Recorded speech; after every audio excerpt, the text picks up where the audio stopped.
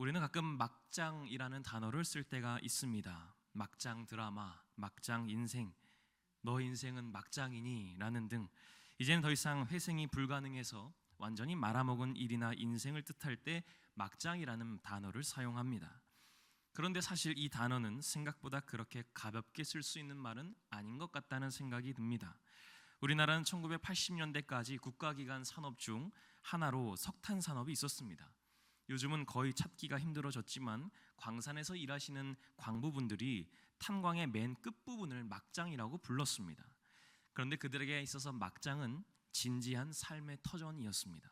그리고 오히려 그들은 막장이 막다른 곳이 아니라 가족을 먹여 살릴 수 있는 고마운 일터라고 말했습니다. 다만 막장은 상상할 수 없는 어둠과 답답함, 또 수백 미터의 지하에서 전등 하나에 의지하며 생사의 기로를 넘나드는 마지막 장소임은 분명합니다. 저는 아직 인생에서 막장의 순간을 경험한 적은 없지만 도대체 어디까지 가야 끝인가 하는 순간이 들었던 적은 종종 있었던 것 같습니다. 저번 오후 예배 때 설교를 통해 제가 어릴 적 등산을 하며 도저히 앞으로 나아갈 힘이 없을 때 아버지로부터 거의 다 왔다, 또 내려오시는 분들을 통해 10분만 더 가면 된다라는 말을 들었던 것도 그런 순간이었습니다. 또는 군대에서 행군을 할 때 그런 순간을 많이 경험했습니다. 훈련소에서는 완전 군장을 한 상태로 20km 행군을 하기도 하는데요, 자대에 와서는 한 80km 행군을 합니다. 훈련소에서 20km 행군도 너무 힘든데 80km 행군은 정말 인생의 끝을 경험하는 그런 느낌이었습니다. 새벽에 출발을 해서 저녁이 다 되어서야 돌아오는 그 일정은 너무나 고된 여정이었습니다. 시작할 때는 사람들과 함께, 동기들과 함께 우리가 자대 밖을 나간다. 제가 있었던 부대가 대전 쪽에 있었기 때문에 저는 10km만 나가면 도심을 볼 수 있었습니다. 그래서 우리 그 일상을 볼 수 있다는 희망 가지고 행군을 잘 재미있게 해보자라는 생각을 했지만 그 흥은 도심을 보는 순간 이미 다 사라지고 없어집니다. 그리고 한 40km가 넘어갈 쯤에는 내가 지금 어떻게 걷고 있는지를 모를 정도로 졸면서 걷기도 하고 그냥 어느 순간은 걸었던 기억이 사라지는 모습을 발견하기도 합니다. 그러다가 이제는 더 이상 걸을 수 없다, 내 한계가 다다랐다 하는 그 순간에 보이는 군대 위병소 입구는 마지막 힘을 끌어올리게 합니다. 결국 그토록 벗어나고 싶었던 위병소였는데 다시 그 위병소를 보는 순간 쉴 수 있다는 희망을 발견하는 아이러니한 상황을 겪게 된다는 것입니다. 오늘의 이야기는 마태복음 19장 말미에 나오는 베드로의 질문과 이에 대한 예수님의 대답과 직결되는 내용입니다. 제자들은 재물이 많은 청년이 예수님께 와서 어떻게 해야 내가 영생을 얻을 수 있습니까? 라는 질문을 했을 때 예수님께서 네가 원하는 것을 얻으려면 가진 것을 나누어 주어라 라고 했을 때 이 청년이 주저하고 그 말을 받아들이지 못하고 떠나게 되는 모습을 보게 됩니다. 그래서 예수님은 제자들에게 낙타가 바늘기로 들어가는 것이 부자가 하나님의 나라에 들어가는 것보다 쉽다라는 말씀을 하십니다. 근데 이때 베드로가 19장 27절에서 이렇게 질문합니다. 보세요, 선생님, 우리는 모든 것을 버리고 선생님을 따랐습니다. 그러면 우리는 무엇을 얻을 수 있겠습니까? 베드로의 질문의 의미는 궁금증보다는 교만에 가까웠습니다. 모든 것을 버리고 예수님을 따랐기 때문에 훗날 예수님의 보상을 바라는 기대에 잔뜩 부풀어 있었습니다.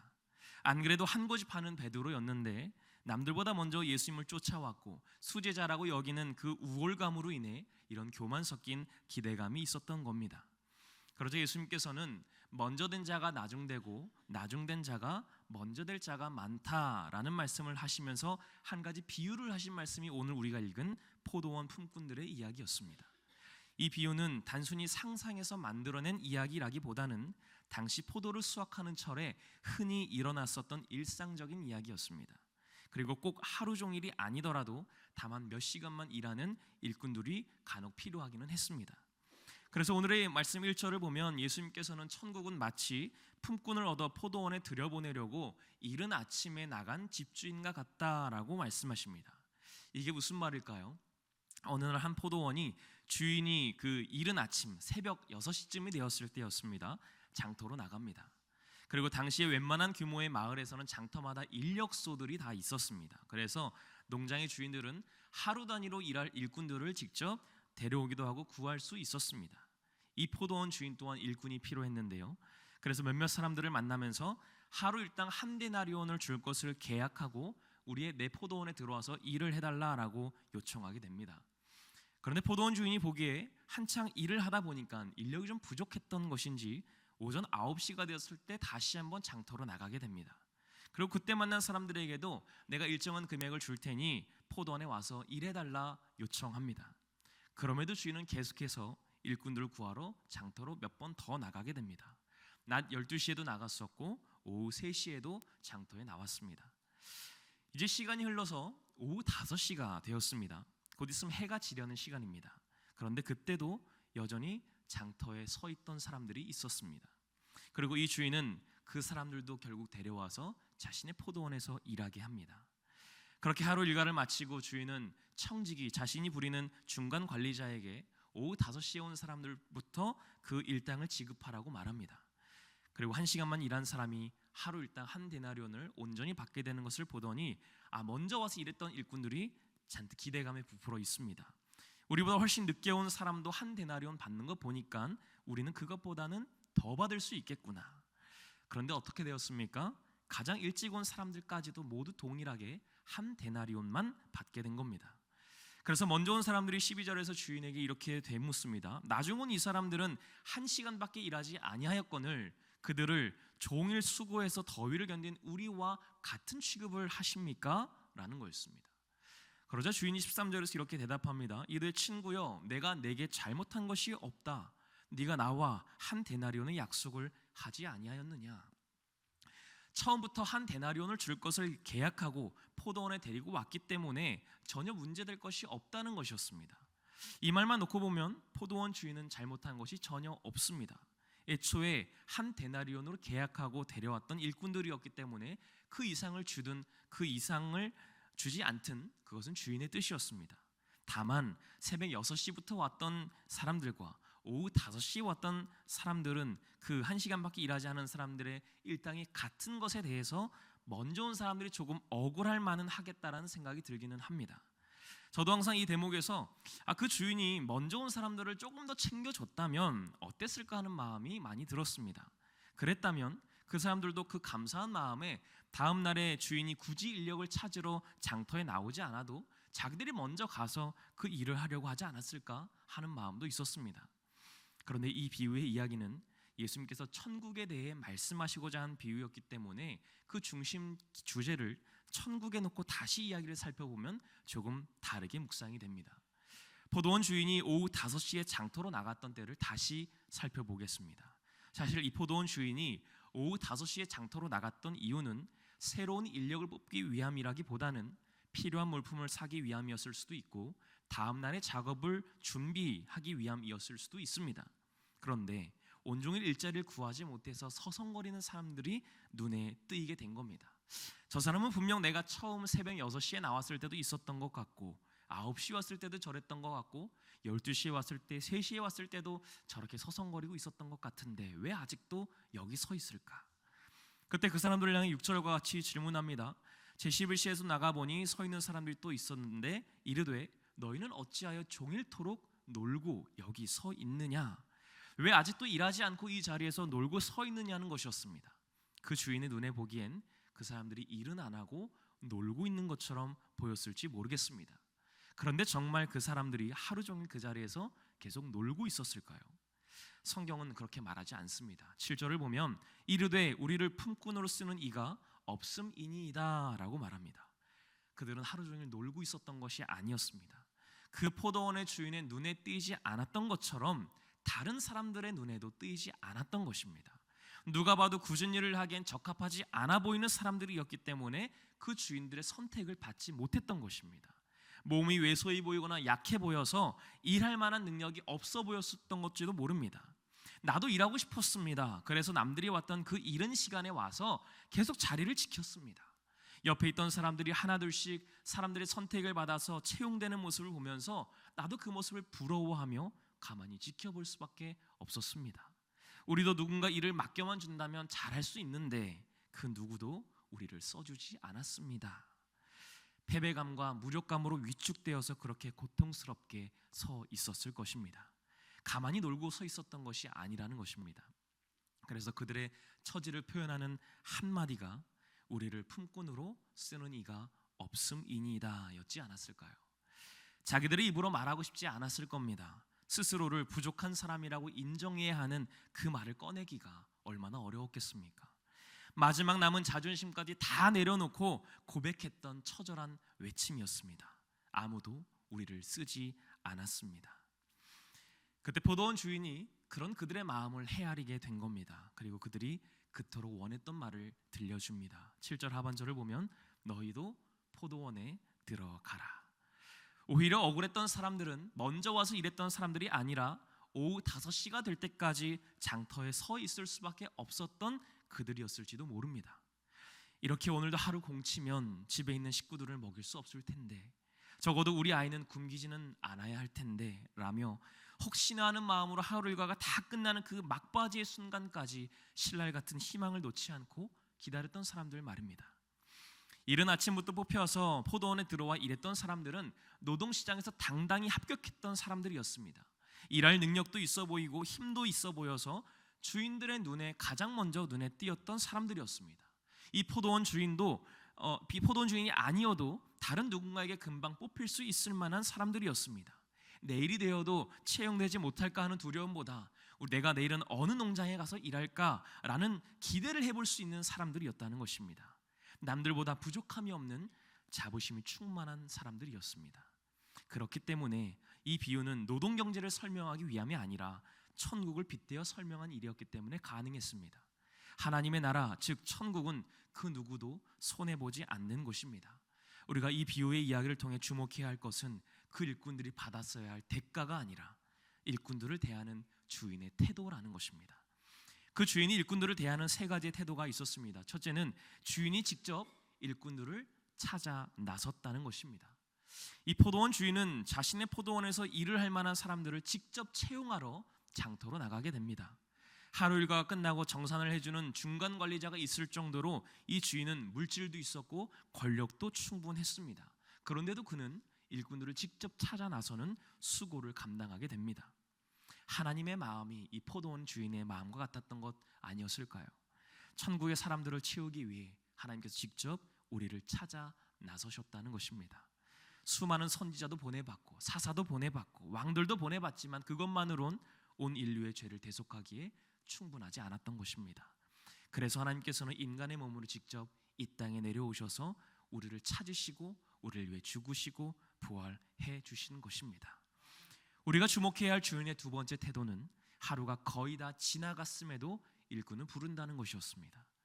이 포도원 주인은 이른 아침부터 일꾼들을 찾아 나섰습니다. 그것도 모자라 3시간마다 장터로 나가 사람들과 계약하고 포도원에 데려왔습니다. 심지어 해가 떨어지기 직전까지도 아무도 찾지 않던 그 사람들을 데려오게 됩니다. 이것은 포도원 주인과 일꾼의 관계가 단순히 계약에 의해서 이익을 주고받는 관계가 아니었음을 보여주는 것입니다. 일꾼들이 영원히 일할 수 있는 포도원, 그 누구도 손해보지 않고 같은 자격으로 일할 수 있는 포도원을 제공하기 위함이었다는 것입니다. 그래서 주님께서도 사도행전 1장 8절에서 오직 성령이 너희에게 임하시면 너희가 권능을 받고 예루살렘과 온 유대와 사마리아와 땅 끝까지 이르러 내 증인이 되리라 라고 하셨던 것처럼 이 세상의 땅 끝까지 주님의 복음이 선포되길 원하셨습니다. 그 누구 하나 그리스도의 복음을 듣지 못한 이가 없는 오후 5시가 될 때까지, 구원받을 기회가 도저히 없다고 생각하는 그때가 될 때까지, 인생의 끝자락에서 도저히 희망이 보이지 않는 그 막바지의 순간에 이르기까지 우리를 찾아 나섰다는 것입니다. 마지막으로 주목해야 할 주인의 태도는 시간의 순서와 상관없이 같은 보상을 주었다는 것입니다. 하루 일과를 마치고 정산할 때가 되자 주인은 조금 독특한 요청을 하게 됩니다. 8절을 보면 저물매 포도원 주인이 청지기에게 이르되 품꾼들을 불러 나중 온 자로부터 시작하여 먼저 온 자까지 그 삭수를 주라 하니 라고 말합니다. 이렇게 말했기 때문에 새벽같이 일찍 온 사람들이 기대를 했던 것이었습니다. 그러나 먼저 온 사람이나 나중에 온 사람이나 그 일당은 동일했습니다. 그리스도인이 되는 순서와 상관없이 모두가 얻게 되는 선물은 구원이라는 것입니다. 누구의 구원은 값어치가 더 있고 누구의 구원은 조금 약하다라는 것이 아닙니다. 그렇다고 해서 우리가 하나님께서 베푸시는 크고 작은 상급을 전혀 기대해서는 안 된다라는 뜻도 아닙니다. 고린도전서 3장 8절을 보면 심는 이와 물 주는 이는 한 가지이나 각각 자기가 일한 대로 자기의 상을 받으리라 라고 한 것처럼 일한 만큼 그 상급의 차이는 분명히 있다는 것입니다.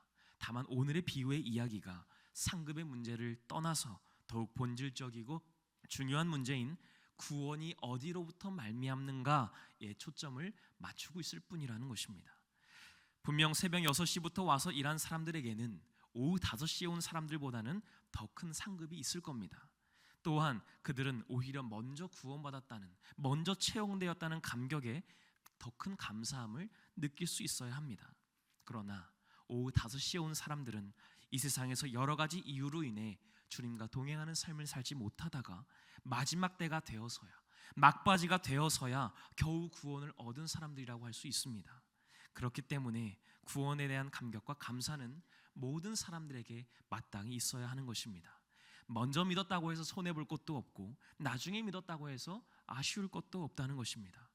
사랑하는 성도 여러분, 하나님께서는 여러분을 부르신 그때가 각각 다 다를 것입니다.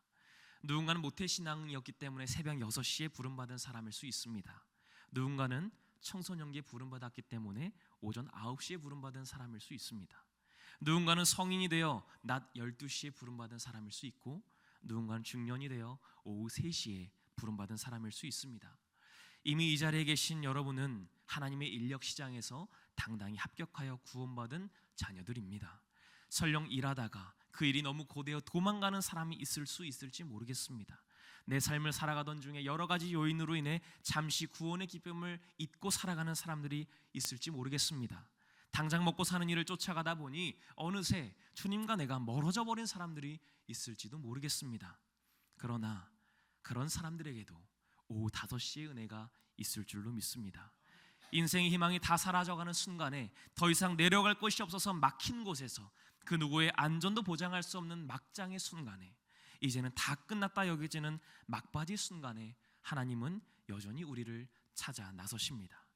혹시 여러분의 삶 가운데 막바지에 다다른 것 같은 순간을 지나고 계신 분이 계십니까? 그때 주님께 고백할 수 있기를 바랍니다. 아무도 나를 쓰지 않았지만, 이 세상에서 열심히 살아보려고 아둥바둥했지만, 내 삶에 커리어 좀 쌓아보려고 노력했지만, 그래도 남들만큼은 먹고 살려고 노력해봤지만, 그래서 내 인생 내 손으로 구원 좀 해보려고 했는데 아무런 소용이 없었습니다. 그런데 그때 계속해서 나를 찾으신 당신을 내가 이제야 보게 됩니다. 나를 받아 주시옵소서. 그리고 그때 주님께서 우리에게 하시는 말씀을 들을 수 있기를 소망합니다. 하루 종일 고생 많았다. 너도 이제 포도원에 들어가라. 내가 없는 너의 세상에서 나를 발견했구나. 이제 너도 천국으로 들어가라. 차가운 그 세상을 벗어나 너도 이제 내 품으로, 따뜻한 그 품으로 들어오거라. 여러분, 하나님의 나라는 안전합니다. 하나님의 품은 가장 따뜻합니다. 하나님은 오늘도 여전히 우리를 찾고 계십니다. 그 마음이 우리에게 전달되어 땅끝까지 우리를 찾으시는 하나님을 간절히 바라시는 저와 여러분들의 삶이 되시기를 주님의 이름으로 간절히 소망합니다. 하나님, 주님께서 우리를 찾으시기 위해 직접 이 땅에 내려오셨고, 삶의 모든 희망이 끊어지는 순간까지도 우리를 찾으셨고, 그런 우리에게 구원을 허락하시니 감사합니다. 주님의 부르심을 일찍 깨달았다면 그 구원과 감격을 잃어버리지 않게 하시고, 오후 5시에 부름받았다면 그 막바지 은혜에 감사하며 그 감사를 이제는 그 누구에게도 빼앗기지 않는 삶을 살아내게 하여 주시옵소서. 그리하여 하나님께서 부르시는 그날까지 이 땅에서 그 은혜와 감격으로 살아가는 우리의 삶이 되게 하여 주시옵소서.